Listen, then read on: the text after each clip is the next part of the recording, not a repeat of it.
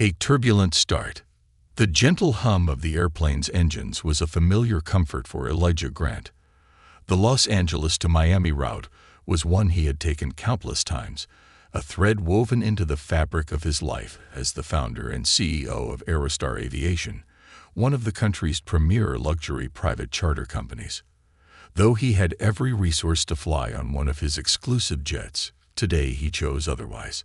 Dressed in a sharp charcoal suit with a crisp white shirt open at the collar, Elijah preferred to blend in with the crowd, observing the experiences of the passengers anonymously.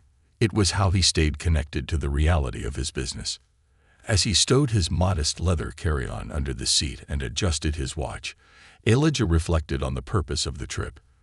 A surprise inspection of Aerostar's Miami-based operations was due, and the flight itself provided an opportunity to ensure customer service standards were met. He leaned back, letting the filtered sunlight warm his face. This wasn't a special journey. It was another step in the rhythm of his carefully curated life. Meanwhile, a young flight attendant named Carla Porter bustled about the cabin. In her early 30s, Carla exuded the polished efficiency of someone well-versed in her field. Yet the day had thrown her off balance. A last-minute schedule change had thrust her into a double shift, and the earlier flight had left her frazzled. As she passed through the aisles, ensuring everything was in place, her forced smile betrayed the strain she was under. Her gaze stopped briefly on Elijah as she moved through first class. Something about his calm demeanor struck her the wrong way. Maybe it was the way he had politely asked for a second water during pre-flight checks, or perhaps it was her own exhaustion fueling unfounded judgments. To her, Elijah appeared like another entitled passenger who saw service as his birthright. Though she didn't realize it, her quiet irritation would soon lead to an encounter she would never forget. The plane began its ascent, the cabin shifting into an eerie calm as passengers settled into their routines. Elijah pulled out a slim notebook and began jotting down ideas for his upcoming meeting, his pen gliding smoothly over the pages. The faint scrape of his pen was soon interrupted by the arrival of Carla, who approached with a tray of drinks. "Sir, can you make sure your tray table is secured?" Carla said curtly, her tone lacking its usual warmth. Elijah glanced up, the faintest hint of surprise crossing his face. "It's already up," he replied, his voice measured but firm. Carla hesitated for a moment, her eyes narrowing. "Well, just double-check for me," she said, and walked away without waiting for his response. Elijah returned to his notes, his expression unreadable. He chose not to dwell on the exchange, assuming it was a fleeting moment of tension. But Carla couldn't shake the interaction. Something about him grated on her nerves, like an itch she couldn't scratch. She moved briskly through the aisle, her irritation simmering just below the surface.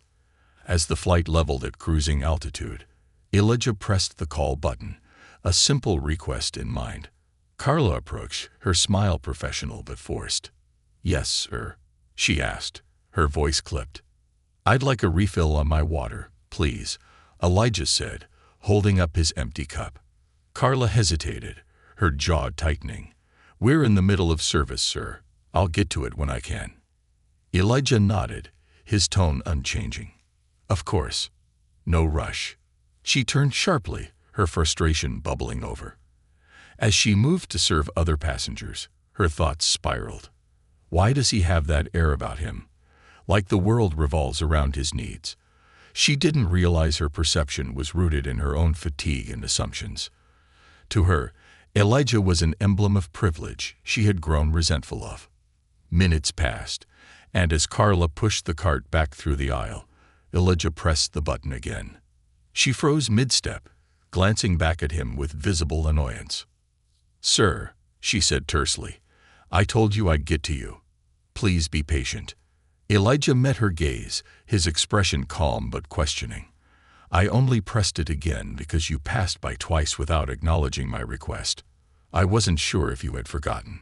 The calmness in his voice seemed to cut through her. To Carla, his tone wasn't polite, it was condescending. Her frustration boiled over. "Sir, pressing the button repeatedly isn't going to speed things up. We have a process, and you'll get your water when it's your turn." Elijah's expression remained steady, but there was a slight edge to his tone as he responded. "I understand the process. I was only hoping for basic courtesy. If this is upsetting you, perhaps we can discuss it without involving an audience." That was the last straw for Carla. She leaned slightly closer, her voice a low hiss. "Listen here, sir. You don't get to dictate how I do my job." Passengers in nearby rows turned their heads, sensing the rising tension. A few whispered among themselves, wondering what was happening. Before anyone could intervene, Carla snapped. In an instant of anger and misplaced judgment, she raised her hand and slapped Elijah lightly across the cheek. The sound wasn't loud, but it was enough to silence the cabin. Elijah leaned back slightly, his hand instinctively brushing his cheek. His expression wasn't one of anger, but of quiet disappointment. The air grew thick with tension as the passengers stared in stunned disbelief. Carla froze, her hand still in midair as if she couldn't believe what she had just done. Her colleague, a senior attendant named Mark, rushed over, his face a mask of shock. "Carla," Mark whispered urgently, grabbing her arm. "What are you doing?" Carla stammered, her face pale. Her thoughts raced, and panic set in as she realized the enormity of her actions. Elijah sat quietly, his calm demeanor unshaken. Finally, he spoke, his voice measured but firm. "Miss Porter," he said, glancing at her name tag, "I think we need to have a conversation." The weight of his words hung in the air, and though his tone wasn't aggressive, it carried an authority that made Carla's stomach drop. Mark stepped forward, his voice low and panicked. "Sir, I deeply apologize for this. Please, let us resolve this quickly." Elijah looked up, his piercing gaze meeting Mark's. "I think you'll want to call the captain," he said simply. The cabin felt like it had shrunk as the words registered. Mark hesitated only briefly before heading toward the cockpit, leaving Carla to stand alone, her trembling hands betraying her fear. As whispers rippled through the cabin, a woman seated nearby gasped. "Oh my God," she murmured to her husband. "That's Elijah Grant. He owns Aerostar Aviation." The revelation sent shockwaves through the cabin. Passengers turned to look at Elijah with renewed interest, their hushed conversations filled with disbelief. Carla's face turned crimson as the weight of her actions bore down on her. "What?" Carla whispered, her voice barely audible. She looked around, her panic deepening as she caught snippets of the murmurs around her. The realization hit her like a freight train. She hadn't just lashed out at a passenger. She had slapped the man who owned the airline. A storm of consequences. The whispers in the cabin grew louder, each word slicing through Carla Porter like a blade. Passengers leaned toward each other, their voices low but urgent. Did she really slap him? "That's Elijah Grant. You know, the Elijah Grant. Aerostar Aviation is his company. She's done for. You don't come back from something like that." Carla's pulse roared in her ears as she stood frozen near the galley, her mind racing. Her hand still tingled from the slap, the unthinkable act she couldn't take back. What had she done? All she could focus on was the way Elijah had looked at her, not with anger, but with disappointment. That single expression carried more weight than any outburst could have. Elijah remained seated, calm as a statue. His composure only added to the intensity of the moment. His sharp features betrayed nothing, but his presence was commanding enough to silence the whispers around him. He tapped his phone lightly against the armrest, waiting. Moments later, Mark returned, his face pale. Following close behind was Captain Bennett, a seasoned pilot with nearly 30 years of experience. His normally steady demeanor was tinged with apprehension. Everyone in the cabin could sense the gravity of the situation. "Mr. Grant," Captain Bennett began cautiously, his voice low but audible enough for nearby passengers to hear. "I've been briefed on the situation, and on behalf of Aerostar, I want to extend our sincerest apologies. Please let us know how you'd like to proceed." Elijah glanced up, his eyes cool and unblinking. "Captain Bennett, I appreciate your professionalism. he said, his voice calm but with an undertone of steel. "Let's not jump to conclusions. I'd like to speak with your crew privately before any decisions are made. This isn't just about me. It's about the values your team represents." The captain nodded, his jaw tightening. "Understood. We can use the crew lounge at the front of the plane." Elijah stood gracefully, smoothing the lines of his tailored suit. He exuded quiet authority, his every move commanding attention. As he followed the captain, he glanced briefly at Carla, who avoided his gaze. The shame and regret weighing on her were almost visible. Passengers murmured as he left the cabin. "He's handling this so well," one woman whispered. "Better than I would," replied another. "If it were me, I'd have demanded she be escorted off the plane midair." Carla leaned against the galley counter, her breath shallow. Mark stood beside her, his expression a mix of concern and frustration. "Carla," he whispered urgently, "what were you thinking?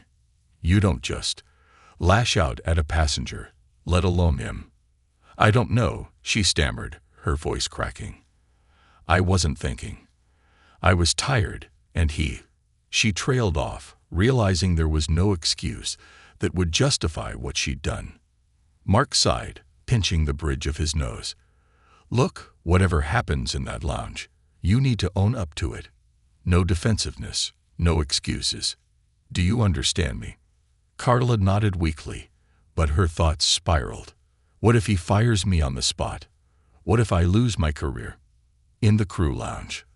The crew lounge was cramped but private, the perfect setting for the uncomfortable conversation ahead.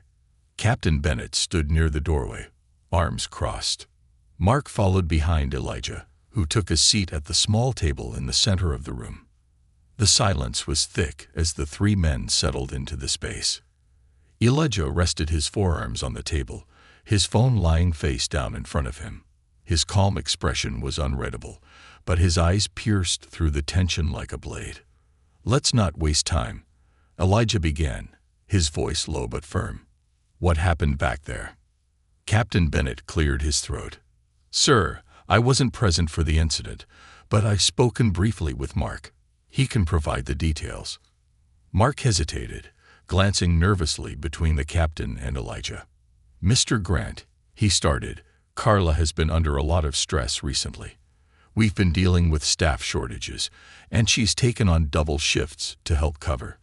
That's not an excuse for her behavior, but it's part of the picture." Elijah nodded, his expression unchanging. "I appreciate the context, but stress doesn't justify a lack of professionalism, especially to this extent." "No, it doesn't," Mark agreed quickly, "and we'll ensure that this is addressed properly." Elijah leaned back slightly, his fingers steepled. "What about training? Does your team receive regular sessions on handling high-pressure situations?" Captain Bennett straightened. "We do, sir. Quarterly sessions. But I'll admit, given the turnover recently, some of the newer crew members might have missed a session or two." Elijah sighed, the weight of the situation evident in his posture.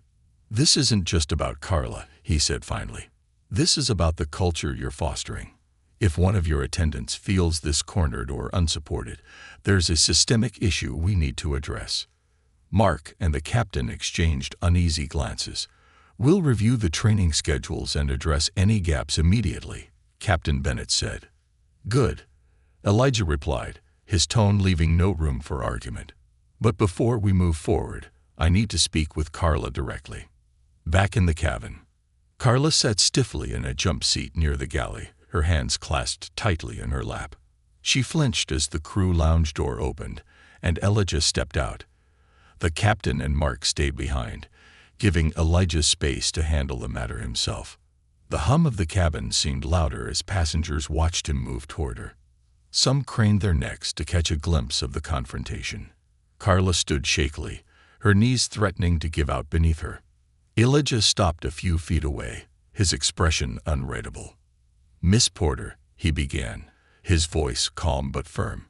"May I speak with you privately?" She nodded mutely, following him toward the galley where they could have a semblance of privacy. Elijah's gaze was steady as he began. "First, Let me say this. I don't believe you're a bad person, but what happened back there was unacceptable.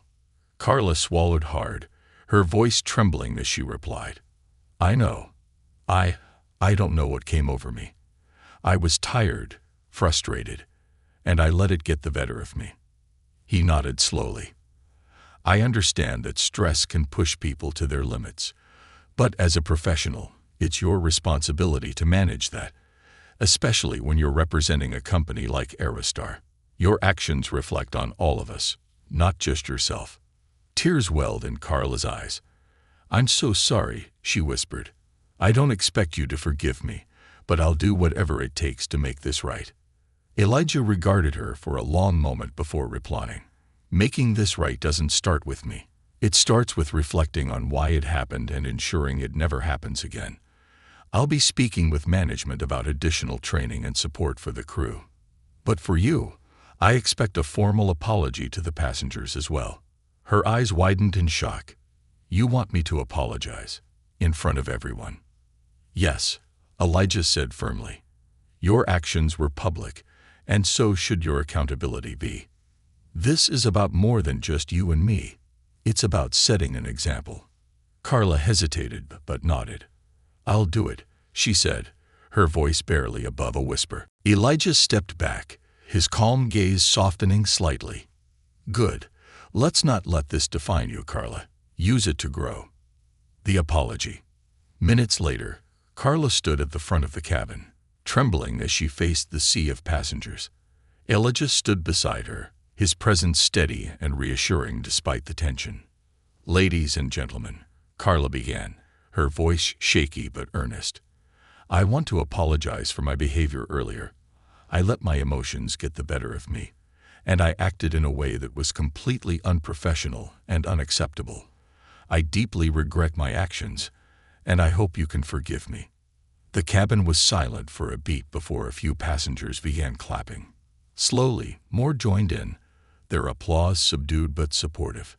Elijah stepped forward, his voice carrying through the cabin. What you've witnessed today is a reminder for all of us, professionals and passengers alike. Respect and accountability are paramount, no matter the circumstances. The applause grew louder, and as Carla returned to her seat, she felt a small glimmer of hope. Perhaps this wasn't the end of her career. Perhaps it was the beginning of a new chapter. Elijah returned to his seat, glancing out the window as the plane continued its journey. For him, this wasn't just about one incident. It was about fostering a culture of growth and respect. And as the hum of the engines filled the cabin, he couldn't help but feel that everyone on board had learned something important that day. The weight of redemption. The hours stretched interminably after Carla's public apology, the tension in the cabin still lingering like a low fog. Passengers returned to their magazines, movies, or idle conversations, but the incident remained a current running beneath the surface. Every now and then, someone would glance at Carla, their expressions ranging from pity to disapproval. Elijah Grant sat in his first-class seat, seemingly engrossed in his notebook, but beneath the calm facade, his mind churned. Publicly, the situation had been addressed, but he knew that real resolutions were rarely that simple. His company's reputation wasn't just about lavish jets and impeccable service. It was built on values, and today had tested those values to their core. Carla, on the other hand, remained by the galley, her face a mask of quiet torment. Each interaction she had with passengers from that point on felt strained. Even the simplest exchanges, offering drinks, clearing trays, were weighed down by the shadow of her earlier actions. Mark approached her cautiously, his voice low. You holding up? She nodded faintly but didn't meet his eyes. Barely. You did the right thing with that apology, Mark said, leaning against the counter. Not easy, but necessary. Carla let out a shaky breath. Doesn't feel like it matters. Everyone's already made up their minds about me. Mark gave her a small, understanding smile. Look, people will forget this quicker than you think. The question is, can you let yourself move past it? That's the real challenge. Meanwhile, at 30,000 feet, in the cockpit, Captain Bennett spoke quietly into his headset, coordinating with ground control. The incident had been reported through the necessary channels, and company representatives at Aerostar's Miami hub were already preparing to address it upon landing. His co-pilot glanced over. "Never seen anything like this before," he said, his voice tinged with disbelief. A flight attendant slapping a passenger, and that passenger turning out to be, well, him. Bennett sighed. "It's a nightmare scenario. But you saw how he handled it, cool as a cucumber. If I were in his shoes, I don't think I'd be half as composed." "Think he'll press charges?" Bennett shook his head. "No, he's not that kind of guy. He doesn't want to ruin someone's life over a mistake. But there's no way this blows over quietly. You don't slap the CEO of the airline and just walk away." The co-pilot nodded, his gaze fixed on the horizon. "Guess we'll see what happens when we land." An unexpected conversation. Elijah stood to stretch his legs, his calm demeanor masking the decision weighing on his mind. He hadn't decided exactly how to handle Carla's situation once they landed. Termination seemed like the obvious answer, but was it the right one? As he made his way toward the galley, passengers straightened in their seats, their eyes following him. Carla stiffened as she saw him approach, her hands tightening around the edge of the counter. "Miss Porter," Elijah said, his voice soft but firm. "Do you have a moment?" She nodded quickly, stepping out of the galley. The other attendants exchanged nervous glances, but said nothing as Elijah gestured toward a quieter section of the cabin, away from prying ears. Carla followed, her heart pounding. She felt like a condemned prisoner walking to the gallows. When they stopped near an unoccupied row, Elijah turned to face her. For a moment, he simply studied her, his expression unreadable. "You handled the apology well," he said finally. "It took courage." Carla blinked, caught off guard. "Thank you," she murmured, unsure of where this was going. "But courage in the aftermath doesn't erase the mistake itself," he continued, his tone measured. "Do you understand that?" "Yes," she said quickly, her voice cracking. "I understand, and I can't tell you how sorry I am. I don't know why He held up a hand, stopping her. "I'm not here to listen to excuses. I'm here to understand. Stress, fatigue, personal issues. Those are factors, not justifications. So I need to ask you something important. Why did you act the way you did?" Carla opened her mouth, but no words came out. She looked down at her hands, which were trembling slightly. Finally, she spoke, her voice barely above a whisper. "I think I saw you as something you're not," she admitted. "I thought you were just another entitled passenger who didn't care about what we go through. And I took out my frustration on you. It wasn't fair, and it wasn't right." Elijah nodded slowly, his gaze unwavering. "Assumptions are dangerous, Miss Porter. They cloud judgment, lead to mistakes. You assumed something about me, just as I could easily assume things about you based on what happened today. But the truth is always more complicated than appearances." Carla felt tears prick at her eyes. "I know I've let you down, let the company down, and I know I probably don't deserve a second chance." Elijah's expression softened slightly, though his tone remained firm. "A second chance isn't given, it's earned. The question is, what are you willing to do to earn it?" She looked up at him, her voice trembling. "Anything. I'll work harder, take extra training, whatever it takes. I don't want this to be the end of my career. I don't want this mistake to define me." Elijah studied her for a long moment, then nodded. "Good, because I believe in accountability, but I also believe in growth. When we land, I'll be making decisions about how to handle this situation. Until then, I suggest you think carefully about how you'll move forward, whether it's with this company or not." Carla nodded quickly, her heart pounding as he turned and walked back to his seat. The passengers weighed in. As the plane began its descent into Miami, the tension in the cabin shifted. Passengers who had earlier been critical of Carla now whispered among themselves with more nuance. "She really seems sorry," one woman said. "Yeah, But sorry doesn't erase what she did, another replied. True, but at least she owned up to it. That's more than most people would do. Even those who had been harshest in their judgment couldn't help but admire the way Elijah had handled the situation.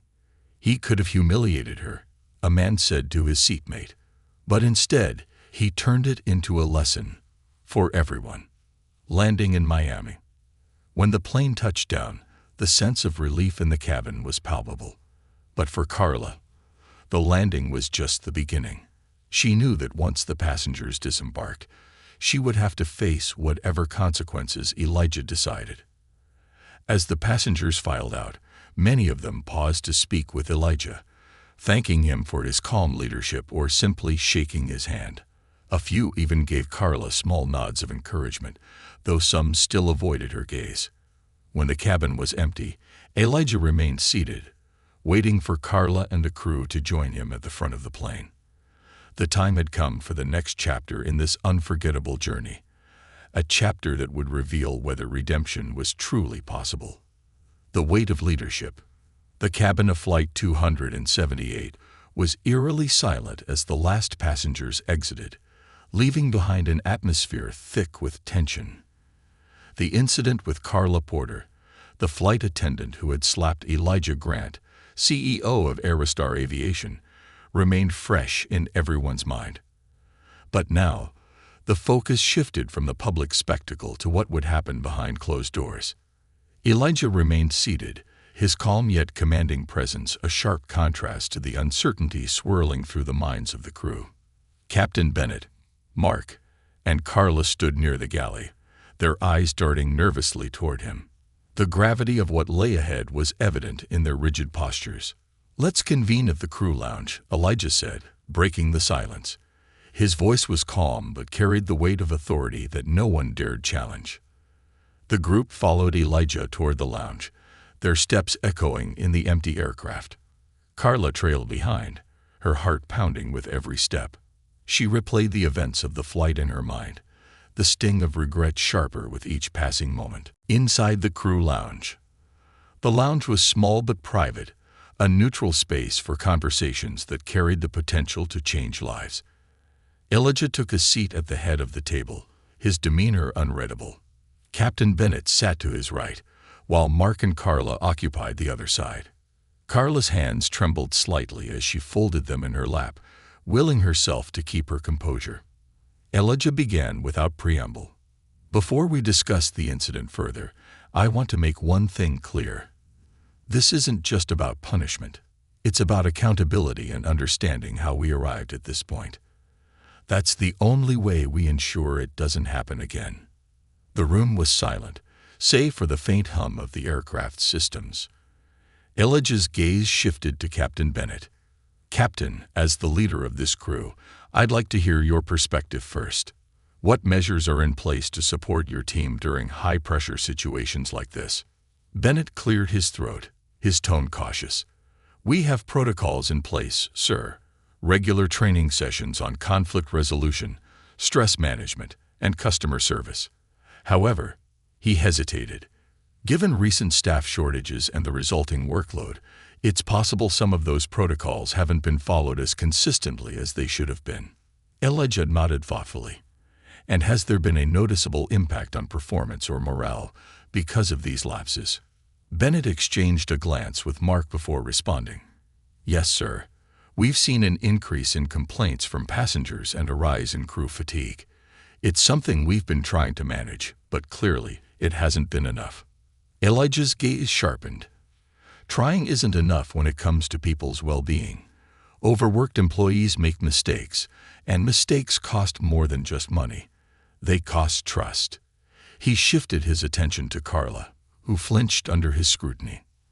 "Miss Porter," he said, his voice steady, "you mentioned earlier that you acted on assumptions.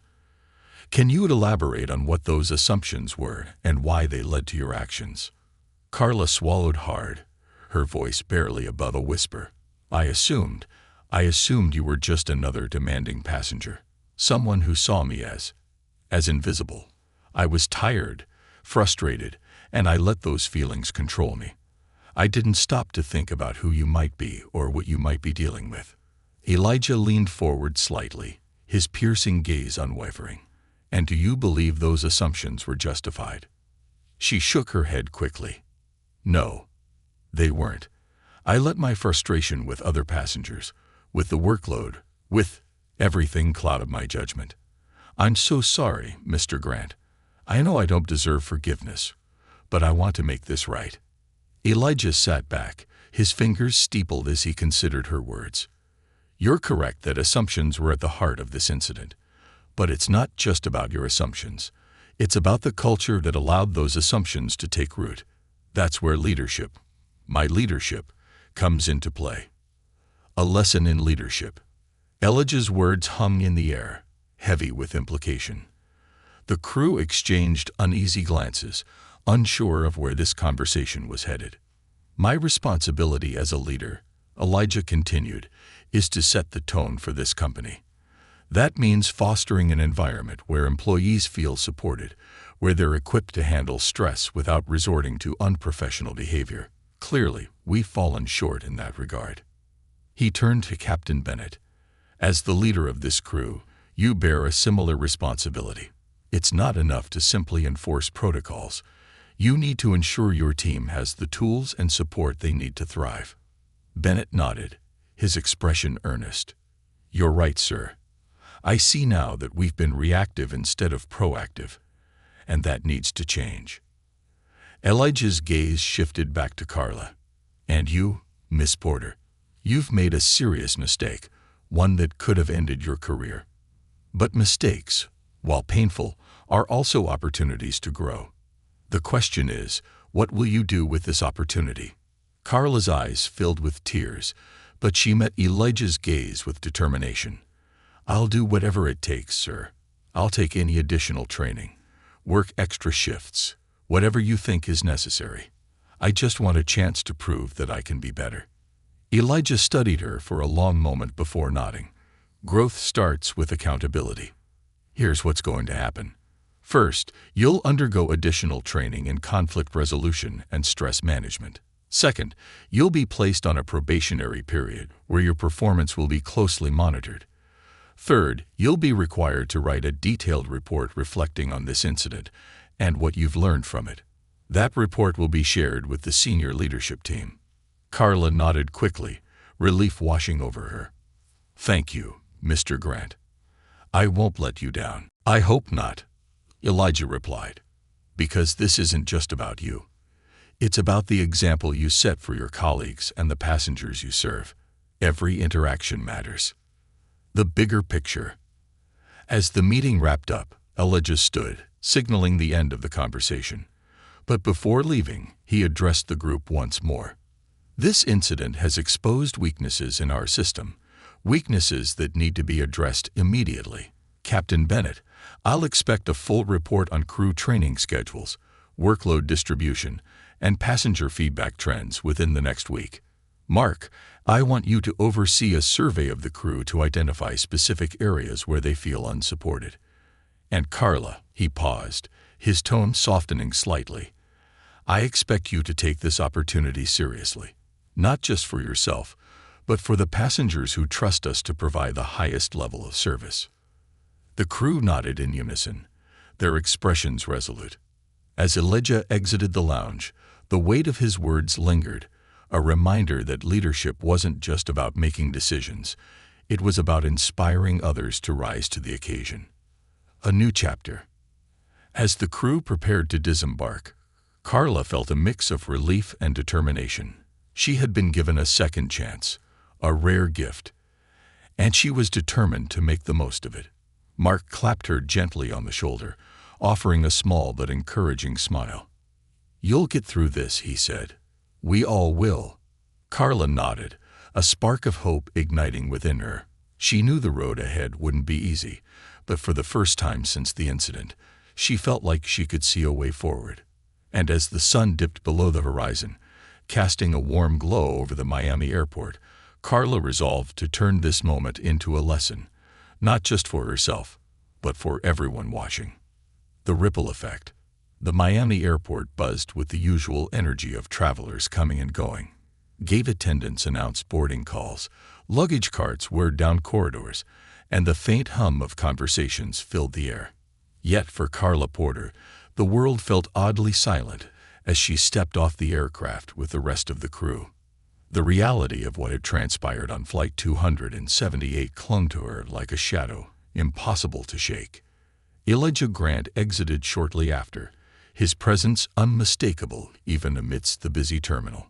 Heads turned as passengers recognized the man who had commanded such attention on the flight.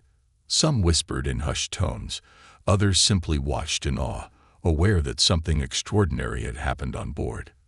Carla kept her head down, walking briskly toward the employee exit.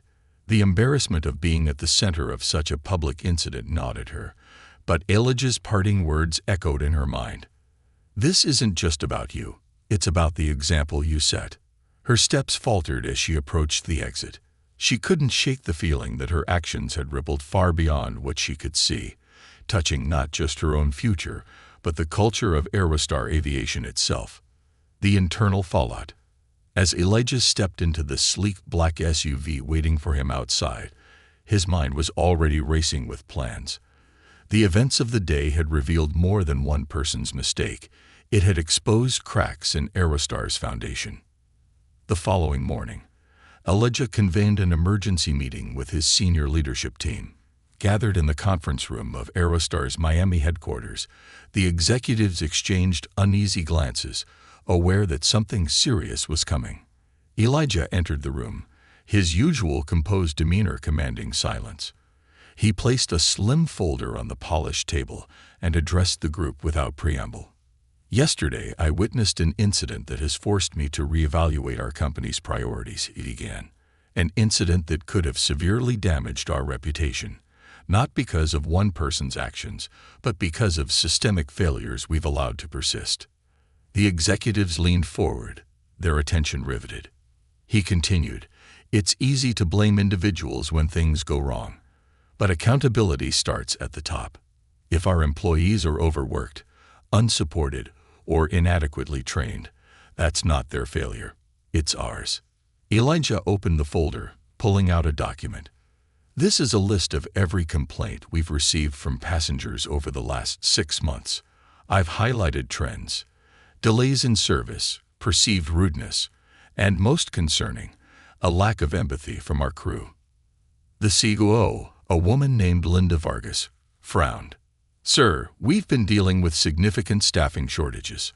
We've hired aggressively, but the onboarding process takes time. Unfortunately, it's created a gap." Elijah nodded.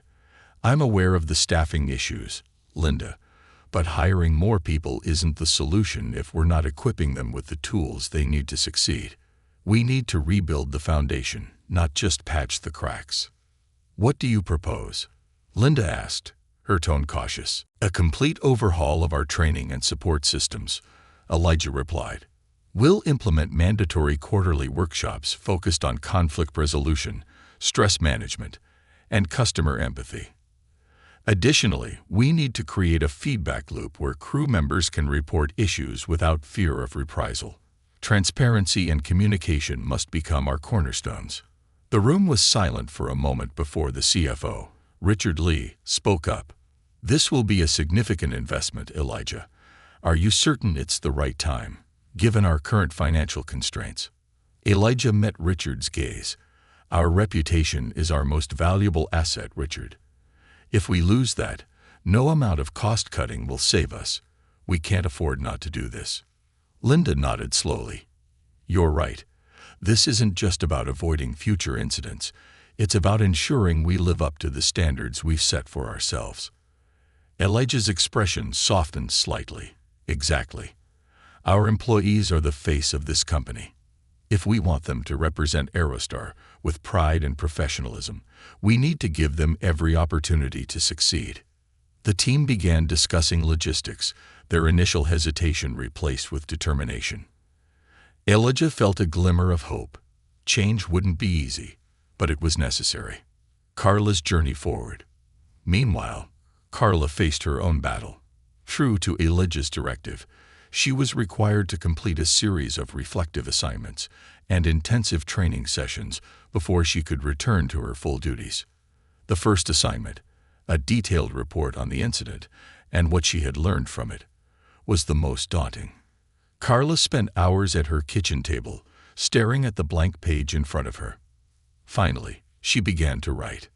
The events of Flight 278 were the result of a series of poor choices, fueled by assumptions and frustration. I acted out of impulse rather than professionalism, and for that, I take full responsibility. As the words flowed, Carla found herself reflecting not only on her actions, but on the deeper issues at play. She wrote about the long shifts, the stress of dealing with demanding passengers, and the lack of support she often felt from management. But she didn't use these as excuses. She acknowledged them as factors that she needed to learn to navigate more effectively. By the time she finished, Carla felt a sense of catharsis. For the first time since the incident, she began to see a path forward, not just as an employee of Aerostar, but as a better version of herself, an unexpected ally. 1 week later, Carla received an email summoning her to a meeting with Elijah at the Miami headquarters. Anxiety gripped her as she entered the sleek glass building, her polished shoes clicking against the marble floors. Elijah greeted her in a private conference room, his expression calm but unreadable. He gestured for her to sit. "I've read your report," he began, placing the printed pages on the table between them. "It's thorough and introspective. More importantly, it shows that you've taken this experience seriously." Carla exhaled, relief washing over her. "Thank you, Mr. Grant. I'm committed to learning from this and doing better." Elijah nodded. "Good, because I believe in second chances, but only when they're earned. You've taken the first step, but there's more work to be done." He handed her a new document. "This outlines a mentorship program I'd like you to pilot. It's designed to support new crew members as they navigate the challenges of their first year with Aerostar. You'll work closely with Mark to develop the curriculum and serve as the primary mentor." Carla's eyes widened. You want me to mentor others?" "Yes," Elijah said firmly. "Who better to guide others than someone who's learned the hard way what not to do? This is an opportunity for you to turn your mistake into something meaningful." Tears welled in Carla's eyes, but she blinked them away. "I won't let you down, sir. Thank you for believing in me." Elijah gave her a small smile. "Don't thank me yet. The real work starts now." The ripple becomes a wave. As the mentorship program rolled out, it became clear that the changes Elijah had implemented were making a difference. Crew members reported feeling more supported, passengers noted improved service, and the company's culture began to shift in subtle but powerful ways. Carla, once the center of a scandal, became a symbol of redemption and growth. Her experience served as a reminder that mistakes, while painful, could be catalysts for change. For Elijah, the events of Flight 278 reinforced a lesson he had always believed. Leadership wasn't about perfection. It was about resilience, accountability, and the courage to make things right. And as Aerostar Aviation soared to new heights, it did so with a renewed sense of purpose, one built not on avoiding failure, but on learning from it. A new horizon. 6 months had passed since the infamous Flight 278, yet the ripple effects of that day continued to shape Aerostar Aviation and its employees. For Carla Porter, the journey from her lowest moment to a point of redemption had been as grueling as it was transformative. Today, as she walked through the bustling Miami terminal in her crisp flight attendant uniform, she held her head high, not with arrogance, but with a quiet confidence born from hard-earned lessons.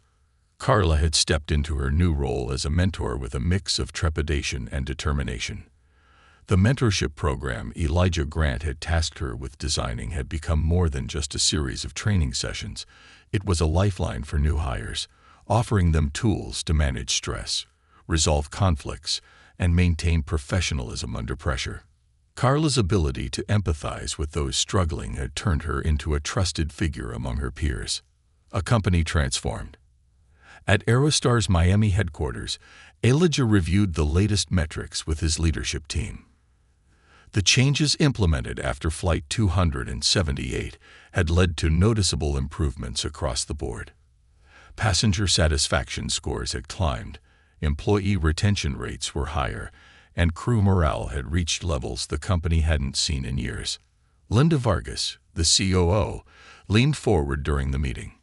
Elijah, the mentorship program has been a game changer. Carla's initiative has not only helped new hires adjust, but also opened up communication between crew and management in ways we hadn't anticipated. Elijah nodded. The program's success is a testament to what happens when you invest in your people, but let's not get complacent. We still have work to do to ensure these changes stick. Linda smiled. Understood. But I have to say, it's rare to see such a turnaround in such a short time. Carla's story has inspired others, and it's clear she's embraced her role as a mentor. Elijah's lips quirked in a faint smile.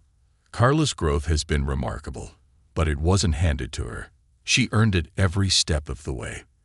That's the kind of leadership we need at every level of this company. A new challenge.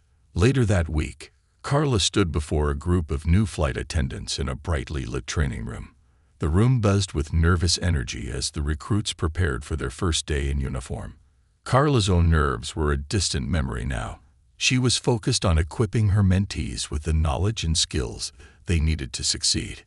"Welcome to Aerostar Aviation," Carla began, her voice steady. "You're about to join a team that prides itself on delivering more than just flights. We deliver experiences. But to do that, we need to bring our best selves to every interaction." She paused, scanning the room. "I want to share a personal story with you. It's not a proud moment, but it's one I've learned from."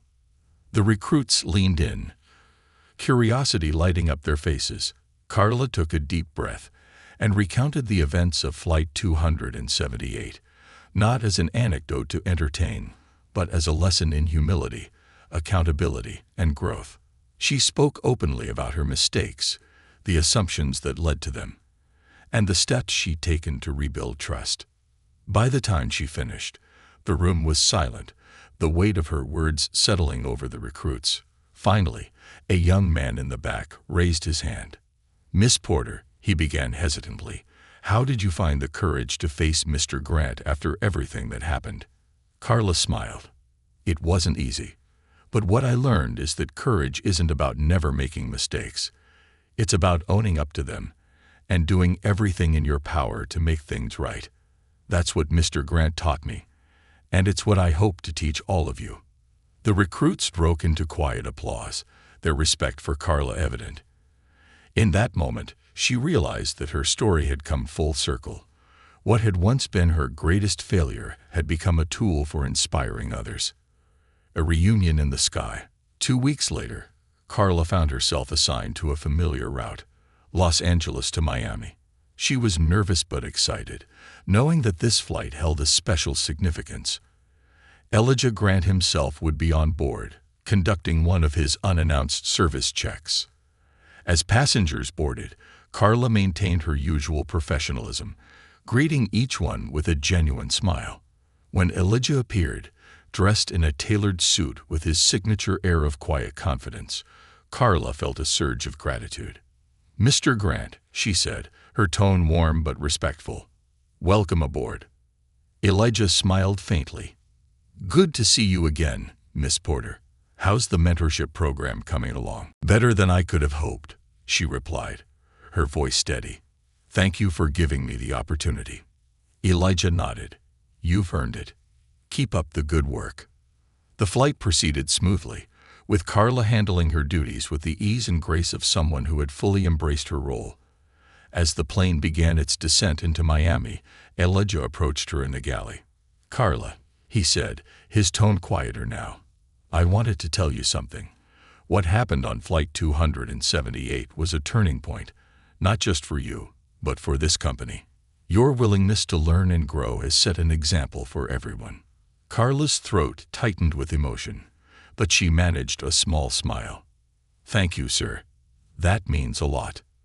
He extended his hand. Here's to new horizons, for both of us. She shook his hand, feeling a sense of closure she hadn't realized she needed. Legacy of growth. Months turned into years, and Carla's mentorship program became a cornerstone of Aerostar's employee development strategy. Her story, once a cautionary tale, was now shared with new hires as a testament to the power of resilience and the importance of learning from mistakes. Elijah continued to lead the company with the same quiet determination, his focus on fostering a culture of respect and accountability paying dividends. Under his leadership, Aerostar Aviation grew not just as a business, but as a community, one where employees felt valued and passengers felt truly cared for. As Carla watched a new group of recruits graduate from the mentorship program, she couldn't help but feel a profound sense of pride. She had come a long way from the woman who had let frustration and assumptions dictate her actions. Now she was a leader in her own right, shaping the future of Aerostar with every lesson she shared. And as the sun dipped below the horizon, casting a golden glow over the Miami skyline, Carla knew that the journey was far from over. But for the first time, she felt ready for whatever lay ahead.